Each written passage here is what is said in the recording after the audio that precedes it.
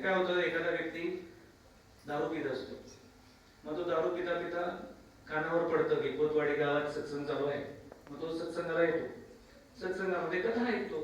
कथा ऐकल्यानंतर त्याला पटतं की हा, आपण दारू नाही पिली पाहिजे, आपण संसार नाही केलं पाहिजे, हे त्याला पटतं. मग तो जातो, प्रवचन ऐकून जातो. दुसऱ्या वेळी येतो, तिसऱ्या वेळी येतो, आणि चौथ्या वेळी प्रवचनात येणाऱ्या एका व्यक्तीला दिसतं की तिथं दारूच्या दुकानाचा बोर्ड आहे, तिथं हा तोंड वर करून उभा आहे. मग आपल्या मनात काय येतं, तो पुन्हा दारू प्यायला निघाला. पण तो काय विचार करत असतो की इथं मला सांग, मी इथं माझं आयुष्य एवढं खराब केलं, पण आता मला कळालं की खोतवाडी गावामध्ये विठ्ठल रुक्मिणी मंदिरामध्ये दर एकादशीला सुंदर सत्संग होतो. सत्संगानंतर सुंदर कीर्तन होतं आणि कीर्तनानंतर सुंदर प्रसाद सुद्धा असतो. हे मला आता कळालं, त्यामुळे मी आता इकडे परत येणार नाही. पण आपल्याला काय दिसतं, बघ शेवटी गेलंच तिथं. आपल्याला हे दिसतं, हे दिसता कामा नये. आणि काय होतं, आपण हे बघितलं पाहिजे की तो चूक करत होता, पण तो चूक सुधारण्याचे सुद्धा प्रयत्न करतोय, हे दिसलं पाहिजे. दुसऱ्याचे दोष बघून आपली कधीच प्रगती होणार नाही. आपण आपले स्वतःचे दोष पाहिले पाहिजे की मी लवकर उठत नाही, मी सकाळी सकाळी जप करत नाही, मी पुस्तक वाचन करत नाही, मी श्रवण करत नाही, मी कीर्तन करत नाही, मी प्रचार करत नाही. हे आपण स्वतःचे दोष बघितले पाहिजे. तो करतोय त्याच्या पाठीमागे नाही लागलं पाहिजे.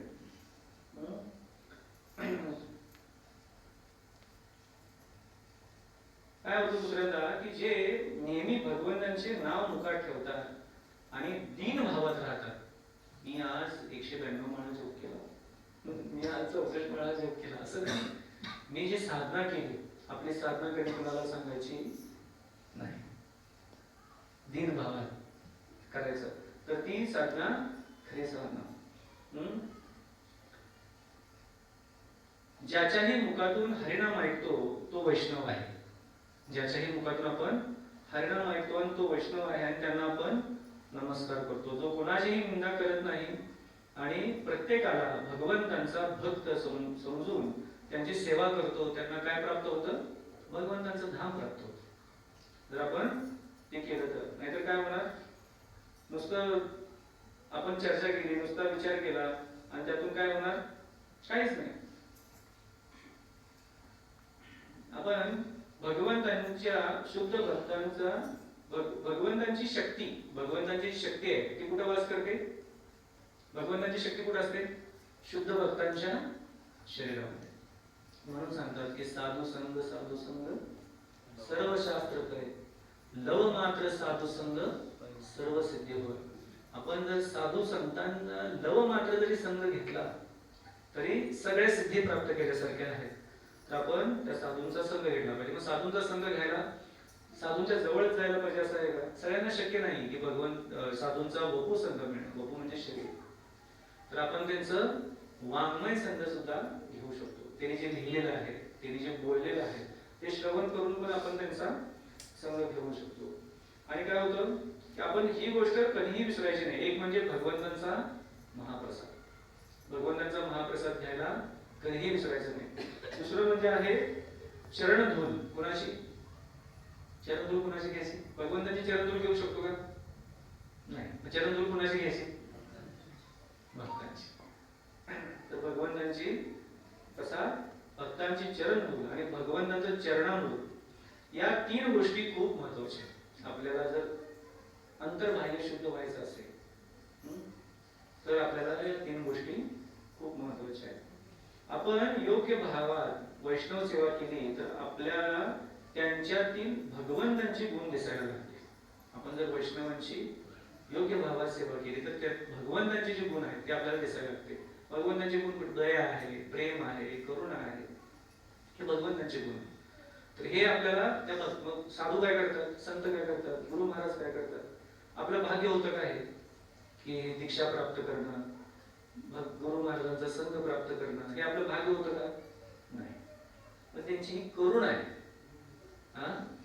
पण करुणा कोण आहे? करुणामयी राधे, राधा राणी अतिशय करुणामयी. महागुण गुरु महाराजांच्याकडून आपल्याला मिळतो. हरिनाम घ्यायला सुरुवात केली तर आपल्याला काय होतं, सगळ्यात पहिल्यांदा मन शुद्ध व्हायला सुरुवात होते. वैष्णवांना बघून प्रसन्न झालं पाहिजे. जर आपल्या समोर एखादा वैष्णव आला तर त्यांना बघून आपण प्रसन्न झालं पाहिजे, ना की हा होय असाच आहे असं नाही.